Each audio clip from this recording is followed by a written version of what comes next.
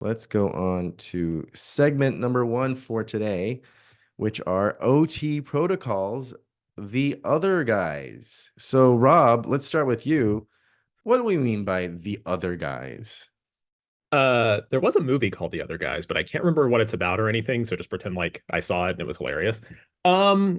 I think they're like replacement football players or something like Okay, that, or okay. replacement cops, one or the other. I forget It, which. if you know what that is, drop that in the Q&A because that's a cue from me.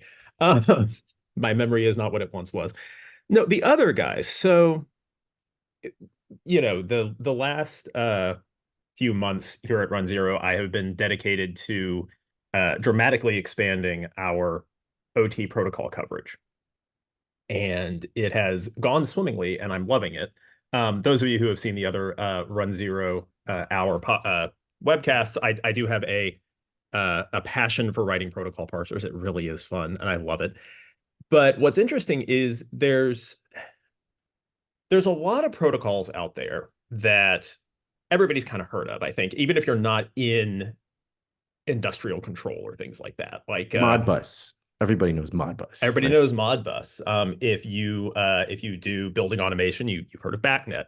I feel like S7 is pretty popular out there. You can buy um, professional consumer grade stuff that speaks Modbus, that speaks Ethernet IP, that sort of thing. But if you're not in a utility context, you don't work for an electrical distribution company or a water treatment plant or whatever, you chances are have never worked with DNP3, for example. Um, if you're not a gas station, you've never done ATG.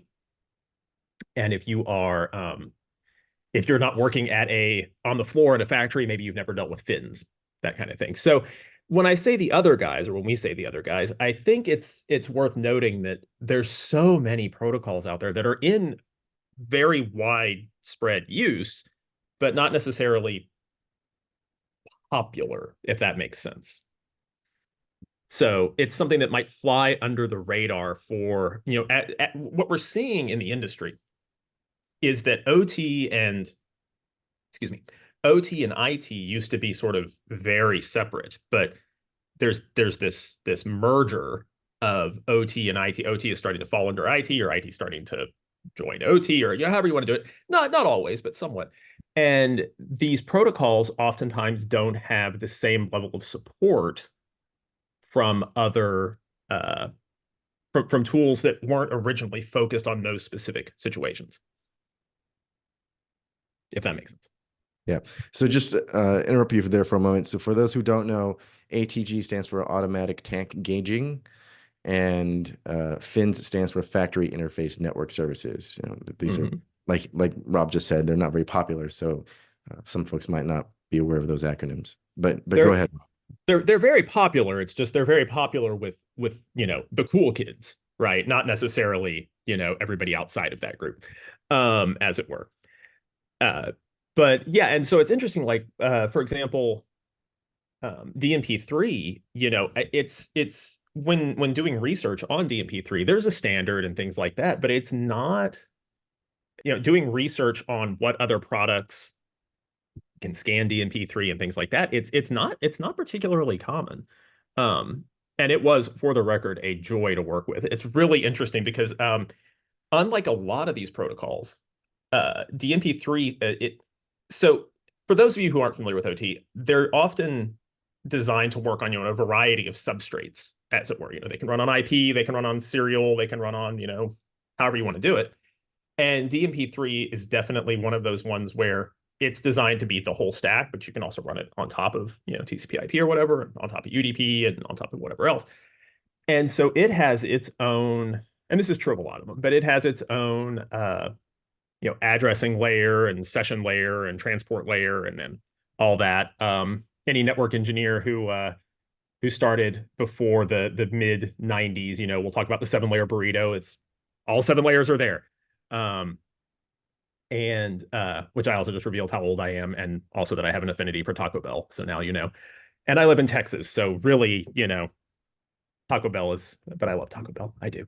Anyway, But with DMP3, what's interesting there is that it supports, unlike a lot of these protocols, um, a addressing layer or a transmission mechanism that allows both the HMI and the outstation to initiate communication. It's not just a request response kind of thing.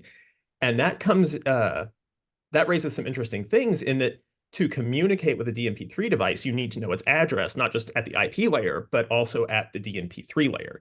And so doing address discovery and figuring out what this device is and who it's willing to talk to, its HMI address, its other, its peers' addresses, that sort of thing, was a really fascinating and interesting problem to solve. And I had a lot of fun doing that. It was pretty Hmm. cool. One minor detail about DMP3 that I know is that it supports unsolicited Mhm. messaging, meaning that the stations can communicate or initiate communication back to the controller. Mhm. Did that help you in terms of fingerprinting DMP3? It did. It did. It also helps with address discovery because if you connect to it and it says, "Oh, here," it will send a DMP3 frame and potentially an unsolicited DMP3 frame, and it says, from my DMP3 address to the HMI, and so you can basically take that and reverse it. You can be like, "Oh, okay, I know what your address is now." Um, but not all devices are configured to send it that way and all that. But that was one of the mechanisms that I found particularly helpful. Interesting. Let's jump over to ATG. So HD, I think you had worked with ATG in a past life with some interesting ramifications or interesting details that you might want to share. Sure. Yeah. Back in the day, this is probably 10 years ago when we worked on it, maybe eight. We found that a ton of gas stations were exposing the ATG protocol in port 10,000. And effectively, it was like a telnet kind of banner-based protocol where you could look at the levels of the tank gauge of the gas tank gauges and see how much, material was available. You could change settings and say, hey, we're out of gas, things like that. We did some research on it at a previous company with Tom as well. And it was really interesting. The main reason for it is that the vendors who manage all of those gas stations, as part of like the big gas station networks, they were not using VPNs. They were just literally sticking them on a DSL modem, adding their IP to their monitoring system, and just doing clear text across the internet to monitor them. Since then, a big portion of them have now been kind of pulled behind firewalls or VPNs again, but there's still a lot out there. Yeah, you see on YouTube people using flipper zeros to change the price displays at gas stations. This tops that many times over in terms of shenanigans. But in terms of fingerprinting, Rob, like Mhm. what was interesting about ATG? So ATG is like a lot of these protocols, it comes from a situation where it's older is the wrong word. I mean, it has been around for a long time, but it's designed to be uh it's much more human readable, much more serial transmissible than a lot of these protocols. Um, back when you couldn't necessarily trust that if you sent 8 bits, the top bit would be the bit you set or didn't set, that sort of thing. It was a 7-bit clean. Um, Anybody who's ever dealt with SMTP back in the day would also remember that. 8-bit mime, 8-bit clean. Um, so what's interesting about that is you can do it, and then you can send an ATG request, and you'll get oftentimes a very nicely formatted message saying, "Here's exactly what you've got, and it's human readable." It's really pretty neat and kind of cool to see Hmm. how much gas there is, or what have you. I wonder if in different countries the units are different. Well, the I, protocols. I don't know off the top of my head. Um, but yeah, it's barrels per hogshead or something, I'm sure. Yeah. So, I imagine either gallons or metric liters. So there's a setting usually in all the controllers that let you flip back and forth between the two measurement models. But it's also noteworthy that one of the Iranian associated, attacks against Iranian gas pumps, those attributed to the Sparrow group, I believe, was against the ATG protocol. And so they notified the ambulances and the healthcare folks first, saying, "Hey, get your gas now." And then a few hours later, went and shut down all the tanks in a city of Iran. talk about OT being critical infrastructure. So, It is definitely critical. So let's move on to factory interface network service. I have to read that because I can never remember what that mhm, acronym means. For those who are not aware, this is part of that company called Omron that makes mhm, those blood pressure units that you might have at home. But yeah, mhm. Rob, let's hear more about fins. So Omron, yeah, and Omron's one of those ones where they make blood pressure monitors and also industrial robots. It's like the old joke about I need a motorcycle and a piano, and Yamaha's like, you're not going to believe this, but kind of thing. No, Fins is interesting in that it's one of those protocols that before I started working on it, I'd never heard of it, which so for me, it was one of the other guys. And it's actually, as protocols go, it was mostly just trying to find documentation that wasn't in Japanese. Um, and Google Translate really helped a lot there because I do not speak a word of Japanese. So, and I certainly don't read it. So, but no, and it's an interesting protocol too, in that it requires it will only respond. It uses kind of an older model here. It will only respond if messages are sourced from certain ports, not just destined to certain ports. So we also, we had to be like, oh, wait, okay, we got to make sure when we do this, we're sending it from, the same port. And at one point, I was running a test implementation of my probe or whatever, and I was like sending to that port, and I was also like binding to that port, and then I was like, but I was on the same machine, and I was like, wait a second, this will never work. Why? That's why it wasn't. So that was my own tripping over my own shoelaces kind of situation. So And kind of Fin funny. specifically talks to the Omron PLCs, so Yes. it's rather limited scope compared to many of these other protocols that we've worked on in the past. Yeah. From what I understand, it's relatively popular in industrial situations in Japan, and I think in a few other places. That makes sense. Yeah. So for those of you who are in Japan or other parts of Asia, maybe this is quite interesting for you. How to fingerprint fins. All right. So that brings us to the end of this particular segment. But before we move on, we are running a contest. Very We are small running contest. a contest, and it's available to all of you who are in the webcast right now live. So for those of you who are watching the recording, sorry. But for those of you who are here, Yep. This is the Rob T-shirt contest. The first one who types into the Q&A, what is on Rob's T-shirt? Not the phrase, what is on Rob's T-shirt, because I know one of you is going to do that. Describe what is on my T-shirt. Yeah. Describe what is on his T-shirt, and it has to be an exact description. The first person to write that into the Q&A correctly will get swag from me. Of course, you must have provided a usable email address when you registered so that I can actually contact you after this webcast. So the first person to type in the Q&A description, an exact description of what is on Rob's T-shirt, you will get some sort of prize from me. We're looking for what it references, right? What's the OG reference for this? Not just simple. What does this command do? Yep. If you're from the UK, you might recognize it better. But yeah. Yeah. All right. So just threw that out there, and we'll wait for the responses to come back to see if there is a winner. But in the meanwhile, we are going to move on to the next segment of this webcast, which is fingerprinting Linux kernels with TCP windows. So for this, we're going to go to Tom. And Tom, I'll just start by asking you, like, why spend time on this? I mean, there's already lots of fingerprinting out there for Linux, various flavors of Linux, but why spend time here? Why make it even more granular than it is, at least from runZero?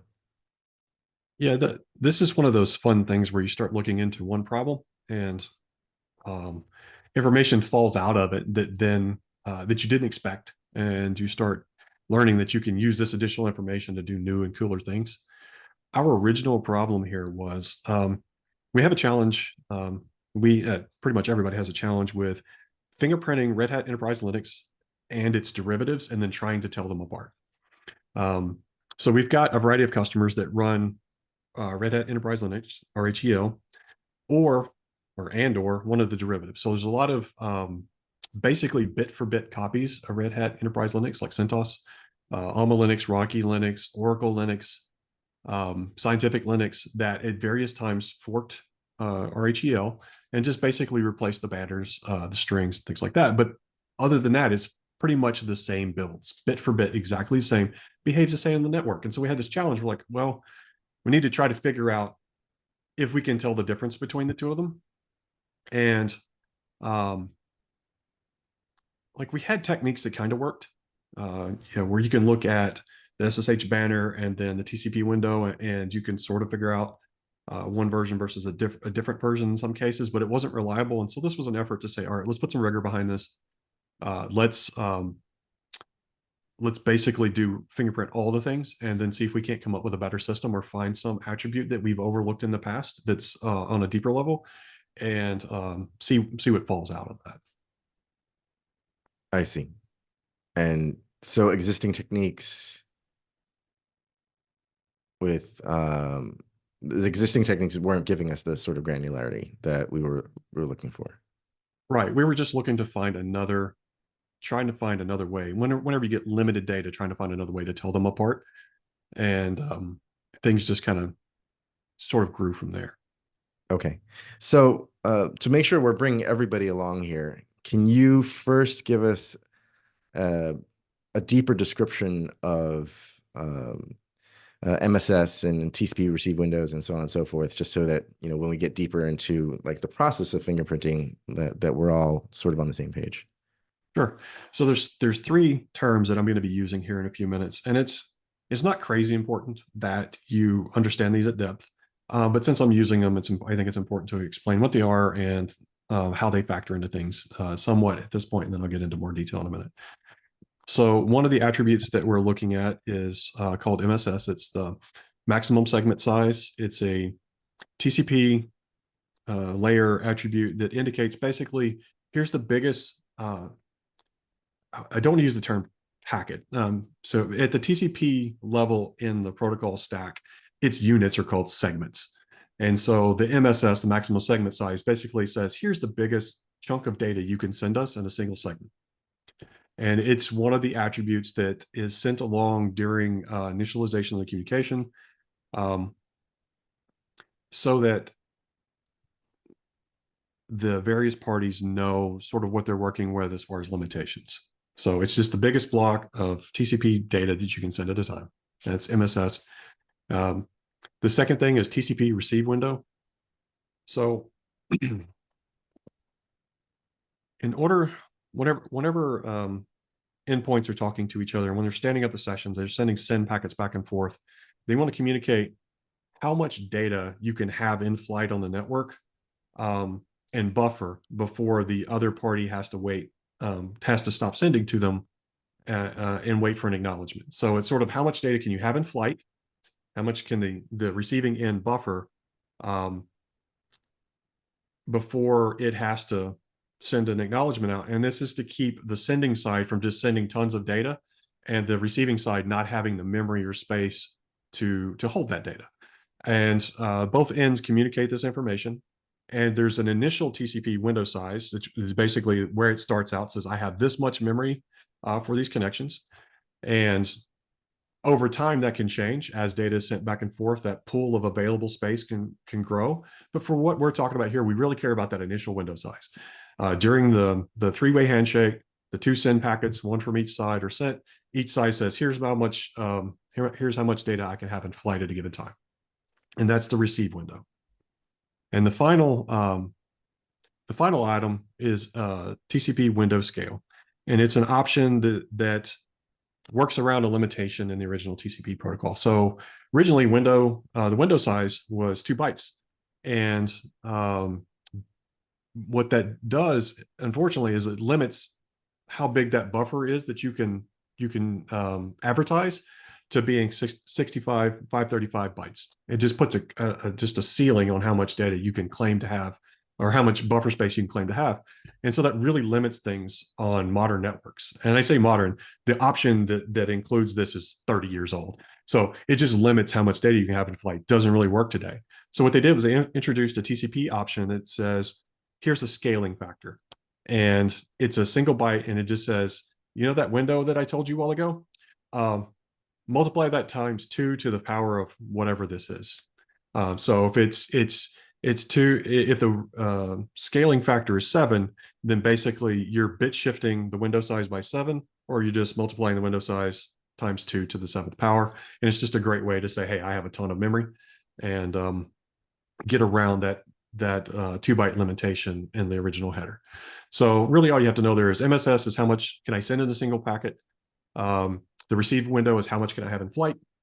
And the receive scale is just a single byte that sort of works around a limitation in the window. Okay, so Tom, do any of these three change dynamically during the TCP conversation, or is it set at the handshake time and just stays? So MSS and window scale typically don't. I think for RRC, window scale can't. But the window itself can. So if you start off with a certain amount of what you claim to be the amount of data you can buffer, as the other end sends you data, if you haven't processed it, then it reduces how much room you have left in your buffer. So subsequent packets will update the window size and say, here's how much you have left that you can consume. And that value will go up and down based on how much data is coming in, and then how much the receiving endpoint can consume from that. So it is a value that can change over time. Mm-hmm.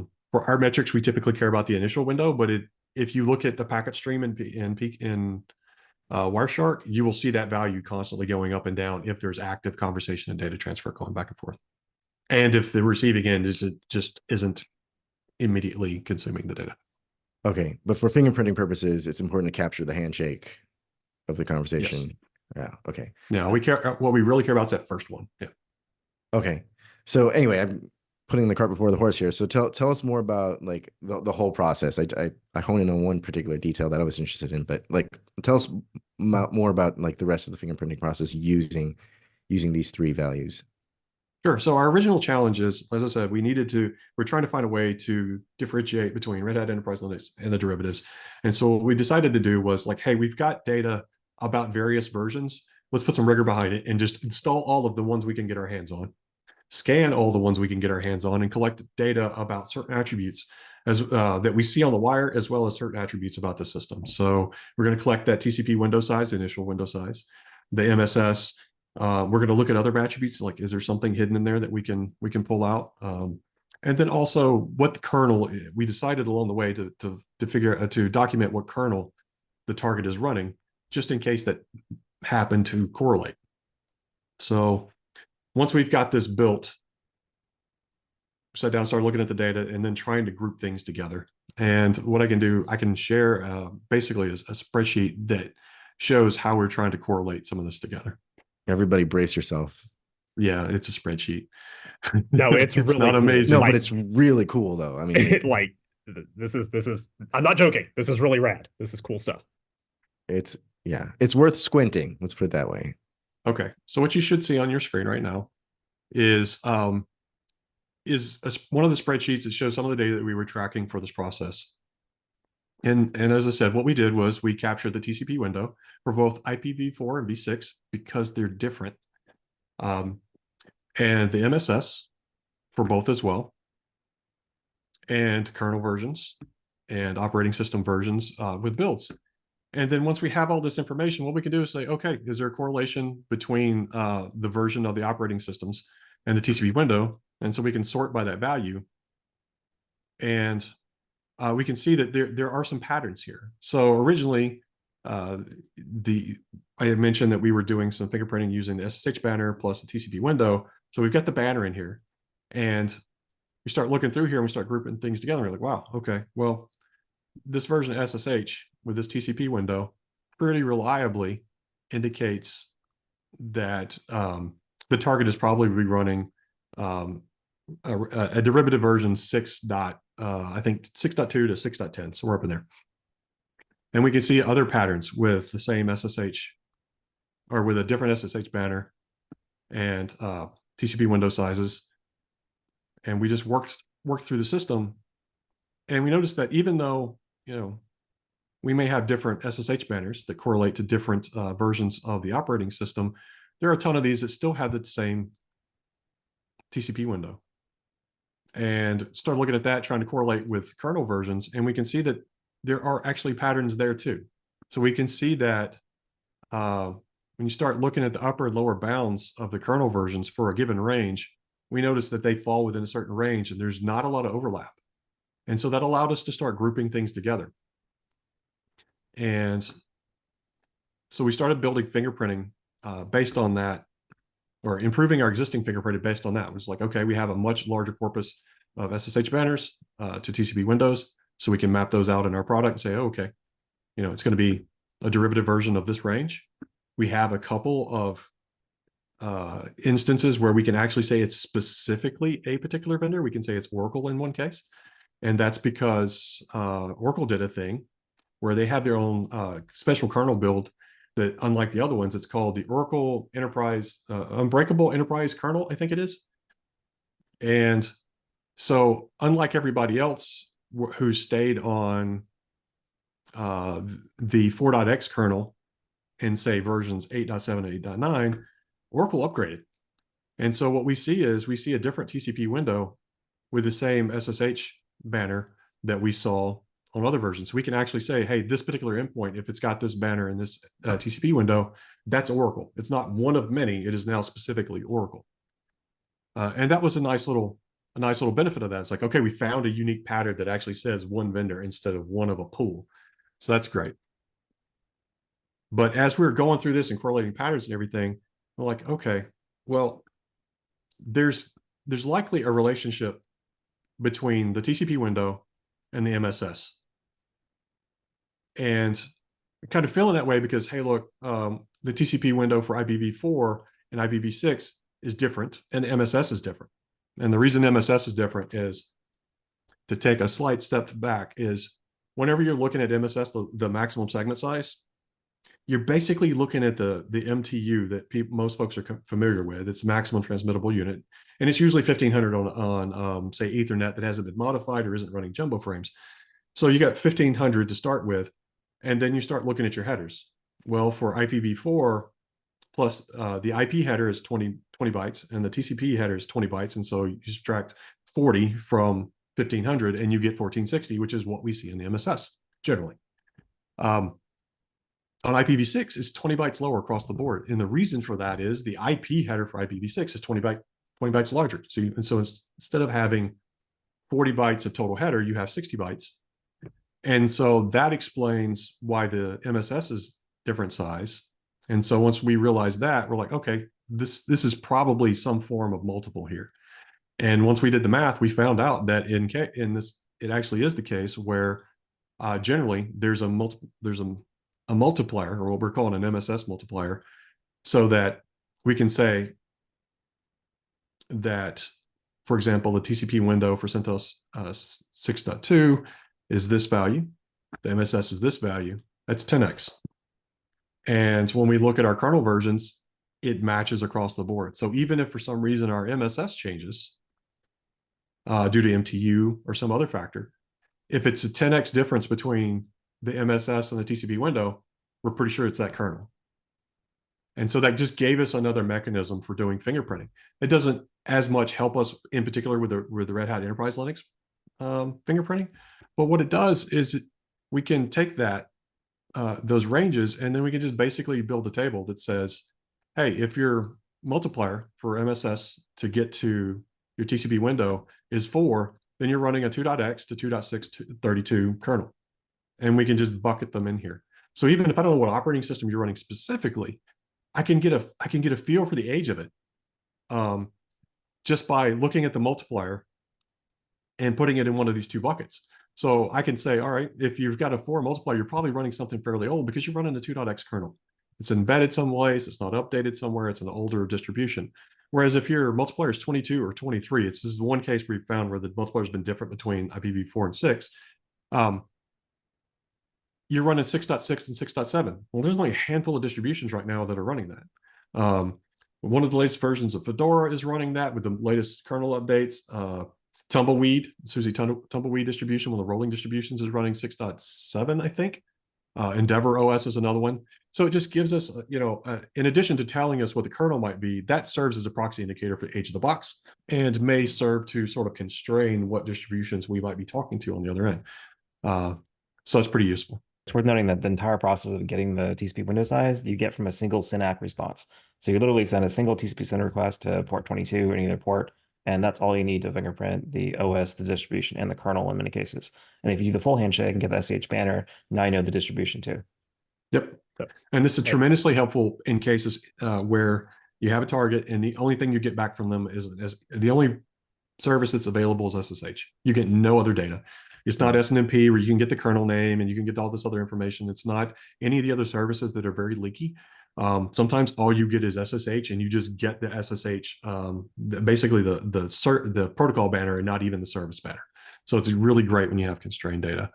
And there are other things you can glean from this as well. So in addition to improving fingerprinting for CentOS versions and other operating systems, we can do things like, for example, you see here that the MSS for the Synology devices that I've got in my list here is 8960. The actual MTU on that, after you do the math, is 9,000. Those are jumbo frames.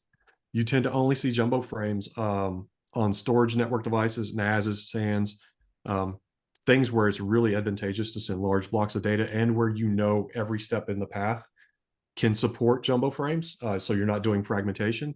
Those tend to be high value targets or high interest targets. So it's yet another attribute or indicator we can use to sort of identify either the behavior, what the endpoint device might be, or what its role might be. So how many times when you were doing this, I mean, I realize it's TCP, but were you like, oh man, one ping only in a Scottish accent? Yeah. So for those who are familiar with traditional TCP/IP fingerprinting or OS fingerprinting, like how significant of an improvement is this over that?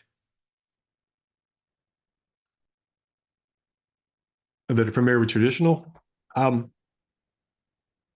This is an improvement in the sense it gives us a bit of narrowing and specificity. It allows us to be more precise with our kernel ranges. And that gives us additional information about the target that we can then combine with other attributes to potentially get a better feel for what the target is. And it also gives us another fallback. There are other techniques that use TCP options or other tools that use TCP options to do fingerprinting and whatnot. But this sort of meta fingerprinting of combining services with these TCP attributes allows us to get a level of fidelity you wouldn't otherwise be able to get. Mm-hmm.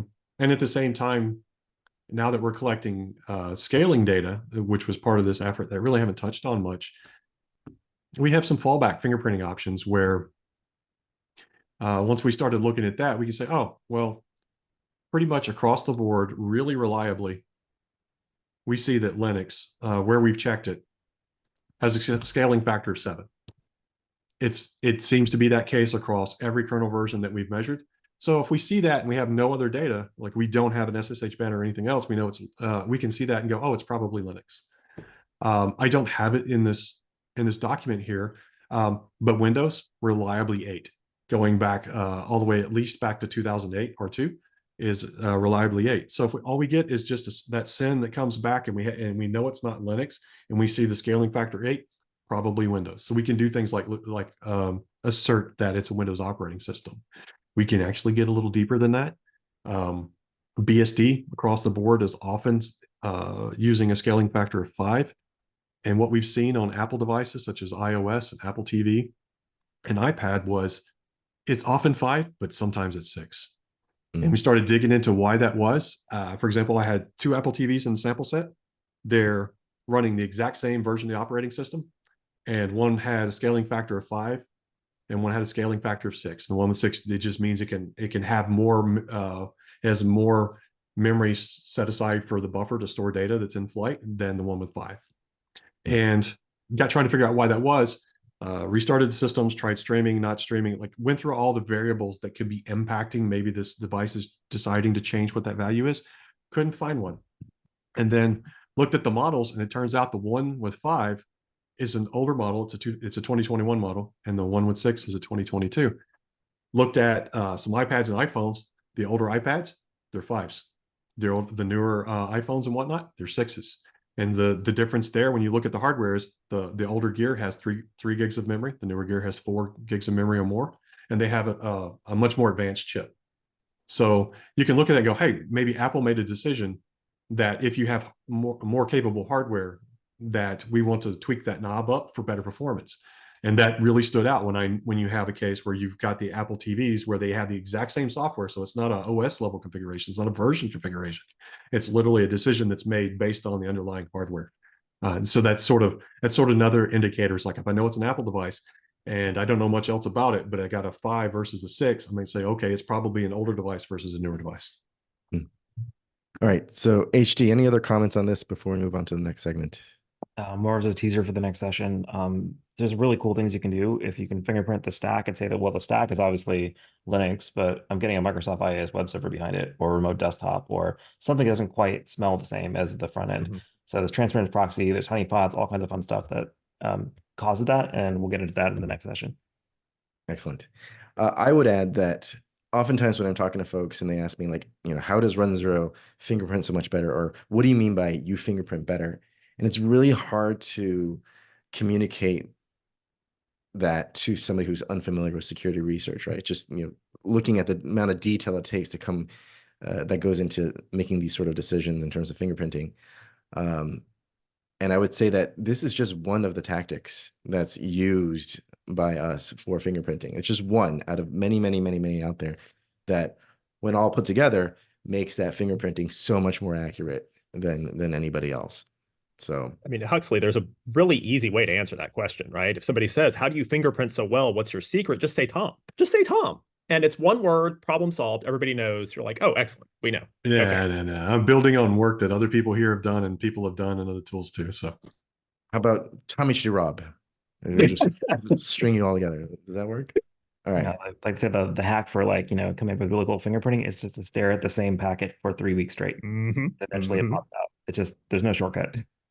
It's a long 3 weeks, man. A lot of packets too. In a very full lab. All right. So let's move on to the roundup of rapid response from the last 6 weeks or so.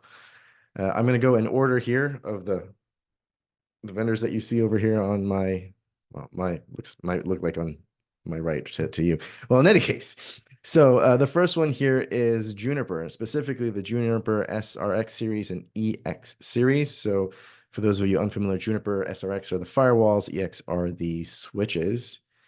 And I believe this was a no-auth remote code execution as well as DDoSable vulnerability. Is that correct? Who wants to jump in on this one? Yeah, I would see the web interface. I think it could lead to an auth bypass as well. And then from there, you can take over the whole device.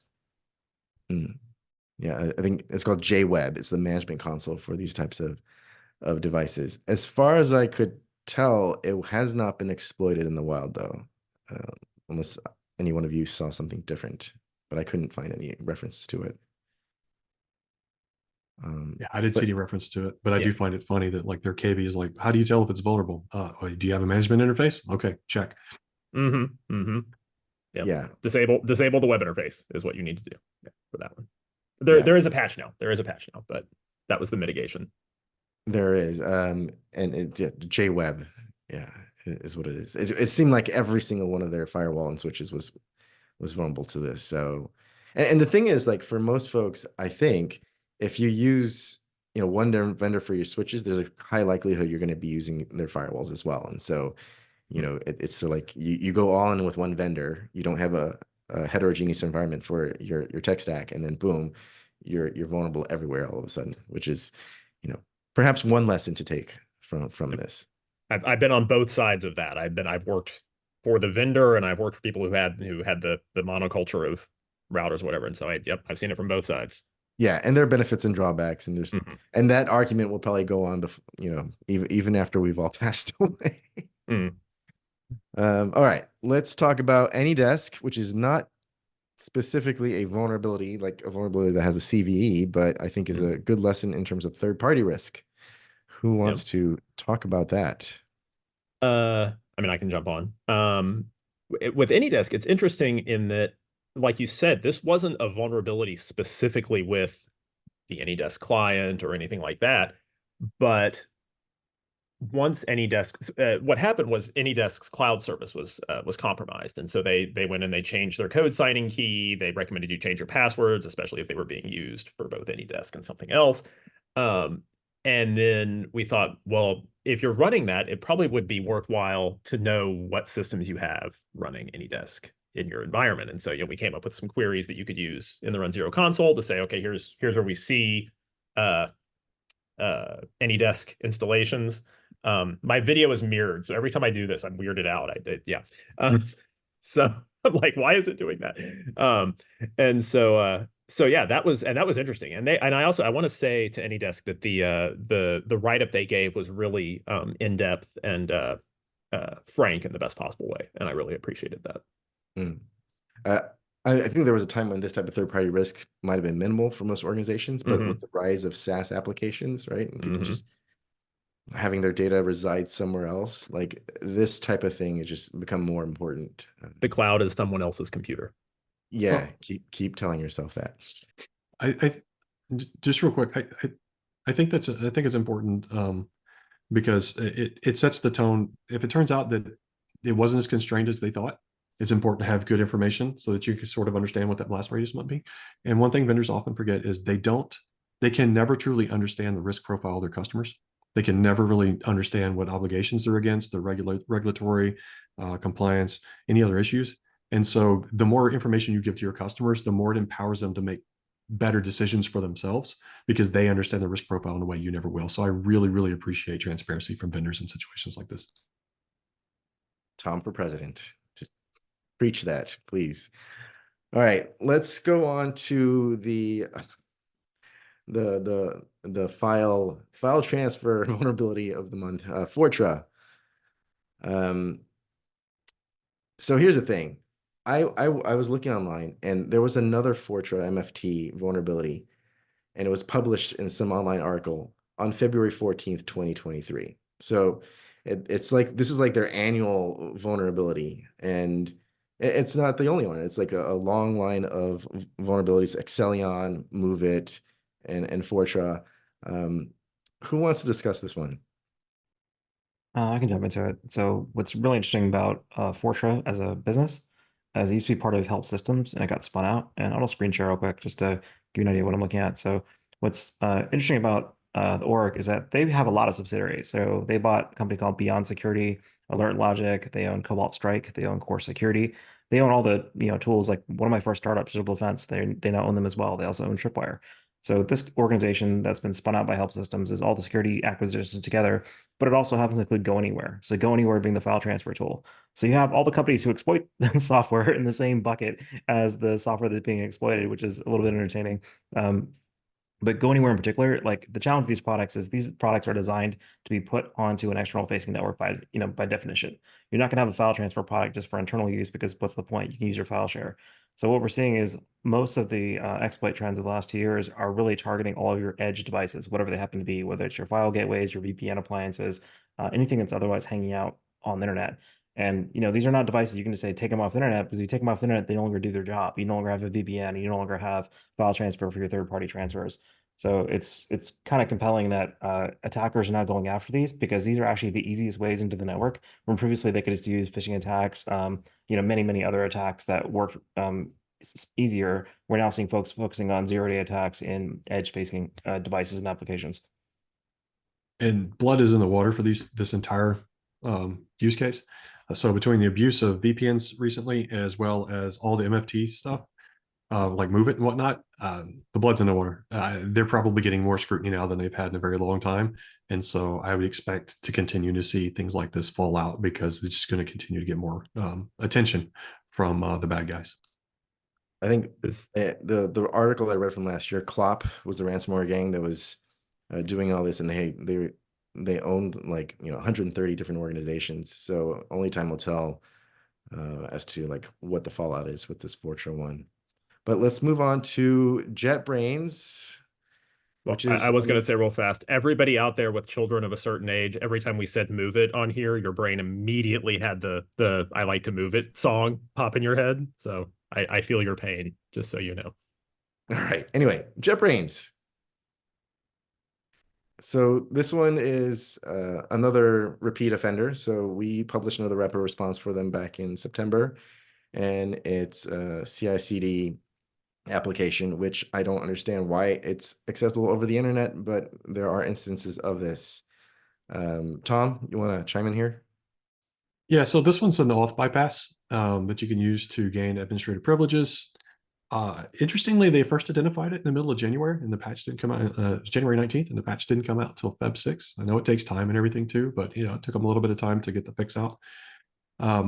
The thing that stands out to me about this that some folks might overlook is that last year SZA published an advisory about state actors who were attacking a prior vulnerability, not this one, but a different one, in this same product, and we're actively compromising these to get into networks, not just to get the data that's in the team city environment, but to get into the network and move laterally.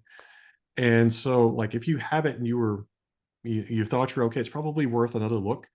Just because we know that state actors were actively using this last year, and they will probably continue to leverage vulnerabilities in this product going forward because they know how the tool, they probably know how the tool works. They may have tooling that accelerates their movement. And so this may be just a case of just plugging in the new exploit and then leveraging existing tooling. And it's already on their radar. They already know about it. So it's something you probably want to give a little extra attention to if it's in your environment. Yeah. So mark my words, personal opinion here. This vulnerability is seeding future supply chain attacks. So just Huxley's opinion. That's all. But I think it's worth sharing. CI/CD platform that you have to put on the internet, otherwise it can't receive webhooks. It's hard to integrate when it's behind a firewall. So almost by definition, folks are incentivized to put this thing outside the firewall and stuff it full of all their sensitive cloud secrets because it needs those to your deployment. Like you can't push a deployment unless that secret's to deploy to your S3 bucket, hit your endpoints, etc. So these tend to be pretty good credential pinatas just hanging out there as a result. There's a t-shirt. All right, so before I move on to Ivanti, I do want to catch everybody up if you don't know what rapid response is. So rapid response is a program from runZero where we're able to use asset details as proxy indicators to help you identify devices that are potentially vulnerable to these vulnerabilities. And we could do this without you having to do like a full vuln scan of your network because these are just asset details that are already in your runZero database. And so it allows you to very, very quickly, in some cases instantly, come up with a punch list of devices that you need to go remediate. So anyway, if you want more details on that, you can check out our website. But let's talk about, oh Lord, Ivanti, 5 different vulnerabilities. After the third or fourth one, CISA actually issued a directive to all federal agencies to disconnect all Ivanti VPN equipment within 48 hours. Like it was a very, very short time window. Who wants to jump in here on Ivanti? I can grab it. So Ivanti, probably worth another screen share as well, just because of the recurring theme here. But effectively, Ivanti is another roll-up of multiple other software works. So they acquired Resense, Turbo, Mobile Iron, Pulse Secure, a bunch of other firms here, mentioned Landesk, etc. Put them all together, use that to build kind of a product. And of course, when you do that, you generally have to like cut costs back, you have to reduce team size, consolidate, things like that. We're seeing this come to bite firms. Anybody who is a large conglomerate shipping software that is internet exposed tends to have a higher probability of having vulnerabilities in their software and a slower response time. In this case, some of the Ivanti vulnerabilities were identified, weeks ago and took weeks to actually get a patch out in the first place. Like it's not a case where, the vendor was surprised by it and they, had to ship a patch overnight. Like they just didn't ship a patch. They just waited a few weeks. In the meantime, everyone's getting compromised. So, kind of a common thread there of large conglomerates of software firms not really being able to keep up with the modern attack surface. Yeah, I saw a dark reading article that said already, I think over 670 organizations have been attacked using this one of these Ivanti vulnerabilities. Take your pick. It seems like the adversary has a field day because they have multiple options. All right. Any other thoughts on this, Rob, Tom? Ivanti is like probably the biggest news in 2024 so far.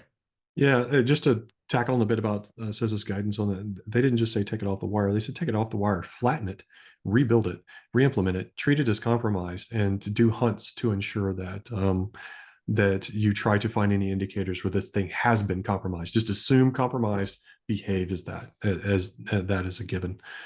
So that's pretty strong wording, and it's pretty, in fact, like if you depend on this thing, it's a large impact. That's a big decision to make. The second thing is, and I could be getting my vendors confused, so please excuse this if this is incorrect. If I recall correctly, I believe that Kevin Beaumont posted a comment on Mastodon where he audited one of these devices and found that the software on it was very old.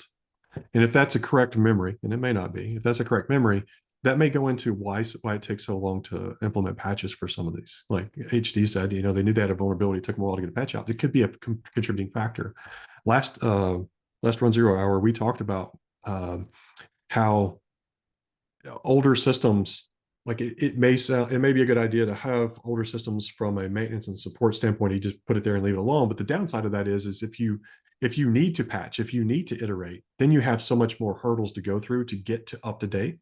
And if that's the case with a product like this, not specifically them, but that could contribute to delayed remediation efforts, delayed patching on devices if they're based on old tech. And if that's the case here, that might explain some of the delays. Again, don't take that as gospel. Could be getting my vendors confused, but it is a principle to remember. All right, let's round up the last one with Forta OS, new vulnerability there. Rob, why don't you finish us off here? Yep, we don't have we're running right up on the hour, so forgive us if we run a little bit long here. And also I wanted to post as well, sorry, before I forget, there is a link to all of our rapid response blog Carolyn, posts. can you put that in the chat or in the where everybody can see it? So yeah, the Forta OS one was a vulnerability in their SSL VPN functionality, and they recommended that you disable SSL VPN support. And again, this is one of those border devices, where it's by definition kind of exposed to the internet. That one also has a patch available. I encourage you to go read the blog post at runzero.com/blog and the vendor advisory. Yeah, I think a lot of this goes back to what Aishi was saying earlier, that devices on the edge are going to be hammered, and certainly the first 6 weeks of this year, it's certainly been the case. All right, folks, that ends another episode of runZero Hour. Thank you very much for staying with us through the end here. And please register for runZero Hour episode 4, which will be in March. Thank you very much, everybody. See you soon. Thanks, everyone.